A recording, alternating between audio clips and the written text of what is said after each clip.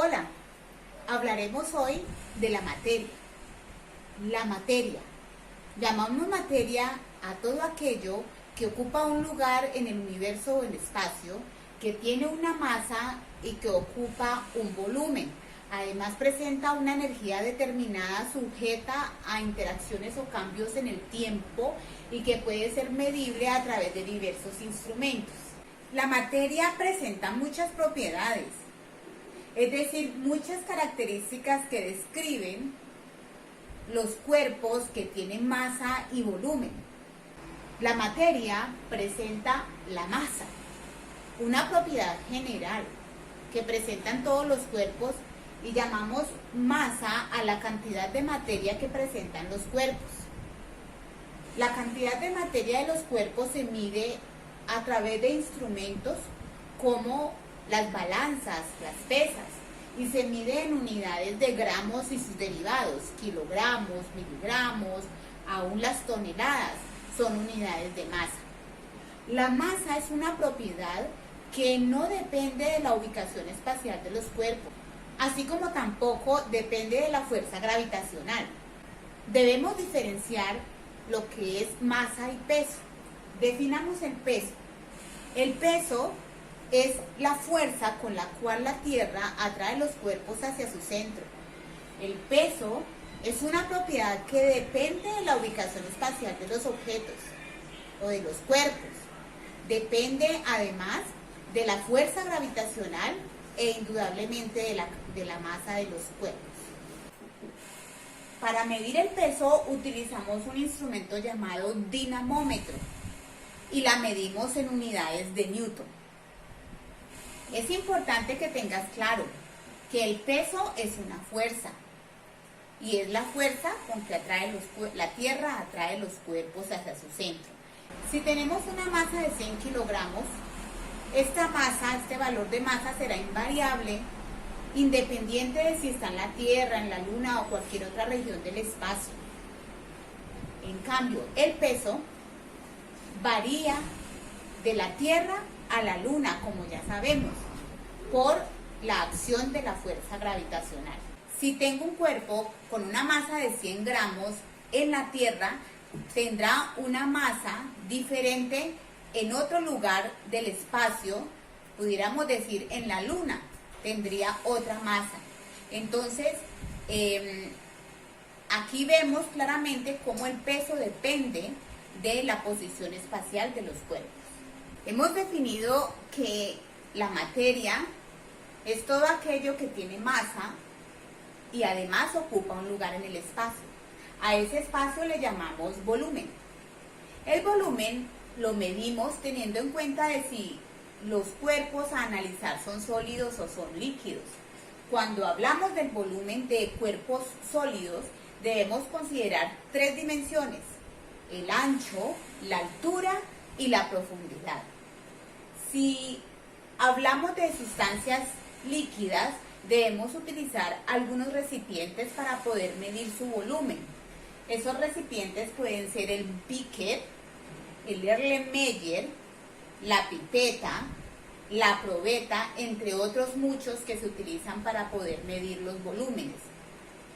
¿En qué unidades medimos el volumen?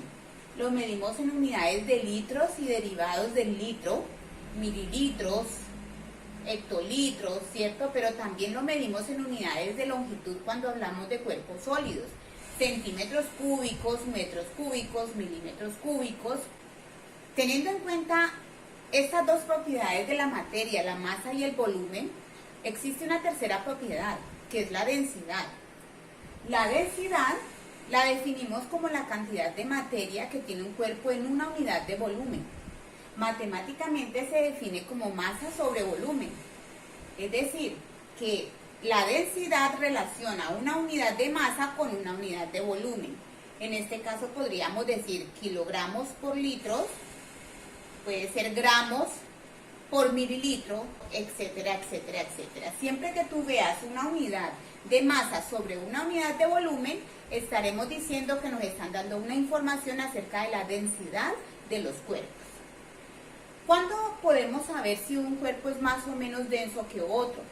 Cuando un cuerpo flota sobre otro, decimos que su densidad es inferior, es decir, el objeto que flota tiene menor densidad que el otro cuerpo sobre el cual está flotando. Si es al contrario, tenemos objetos que se hunden, cuerpos que se hunden en otros, decimos que aquel que se hundió tiene mayor densidad que la sustancia en la cual se está sumergiendo. La masa, la densidad y el volumen son propiedades generales de la materia. Las propiedades generales de la materia también reciben el nombre de propiedades extrínsecas, que son comunes a todos los cuerpos, como la inercia, como la solubilidad, la dureza, la impenetrabilidad, entre otras muchas. Pero también tenemos las propiedades específicas, que reciben el nombre también de propiedades intrínsecas. Estas propiedades no son comunes a todos los cuerpos, nos permiten diferenciar. Estas propiedades generales que son comunes a todos los cuerpos tienen una característica, y es que ellas dependen de la cantidad de materia. El volumen, la masa, la densidad dependen de la cantidad de materia. En tanto que las propiedades específicas o intrínsecas no son comunes para todos los cuerpos, son comunes para algunos cuerpos en especial. Estas propiedades me permiten diferenciar con facilidad las sustancias o los cuerpos, y son propiedades que no dependen de la cantidad de materia. Propiedades como la densidad es una propiedad que es específica, es intrínseca, porque es para cada sustancia. Cada cuerpo tiene una densidad específica. Si hablamos de propiedades como la temperatura de ebullición, que es la temperatura en la cual un cuerpo pasa de su estado, una sustancia pasa de su estado líquido a estado gaseoso, cada sustancia tiene una temperatura específica a la cual sucede ese cambio de estado. Ejemplo, el agua que hierve a 100 grados centígrados. Otra propiedad intrínseca o específica de la materia que me permite diferenciar los cuerpos y las sustancias es el punto de fusión, el punto de ebullición, punto de solidificación. El agua, por ejemplo, que es un ejemplo típico, sabemos que a los 0 grados centígrados pasa de su estado líquido a estado sólido, y ocurre allí el punto de solidificación, la temperatura en la cual se cambia de estado líquido a estado sólido. Existen otras muchas propiedades intrínsecas o específicas. La elasticidad.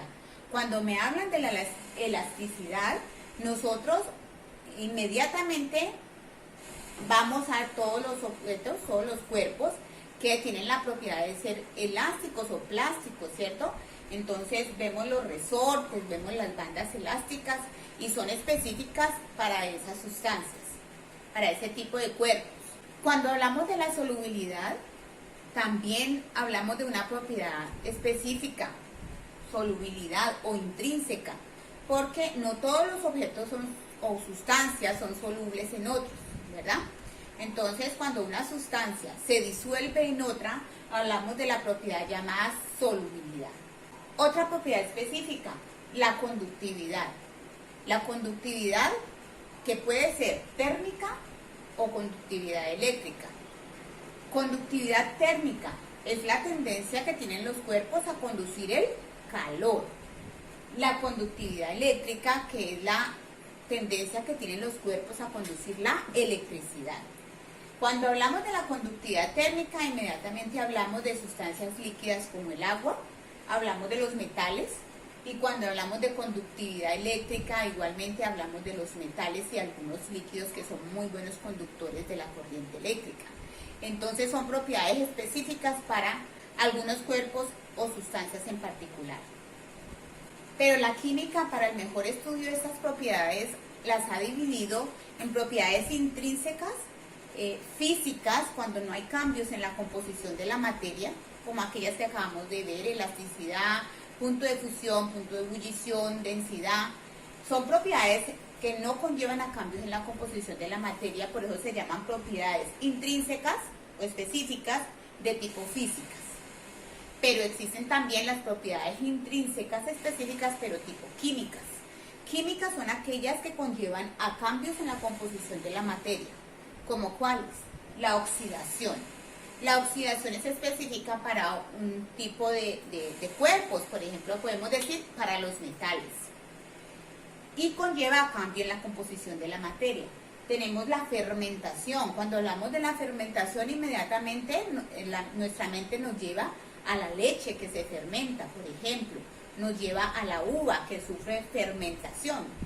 Estas propiedades son propiedades químicas porque hay cambio en la composición de la materia y son específicas para algún grupo pequeño de sustancias o de cuerpos. Además tenemos la putrefacción. La putrefacción es otra propiedad también muy específica, pero es una propiedad química que conlleva a cambios en la composición de la materia. La mayoría de los alimentos sufren putrefacción con el tiempo. Otra propiedad que lleva a cambio en la composición de la materia es la combustión. Cuando hablamos de combustión, hablamos de quemas. Todo aquello que sufre combustión está llevando a un cambio en la composición de la materia.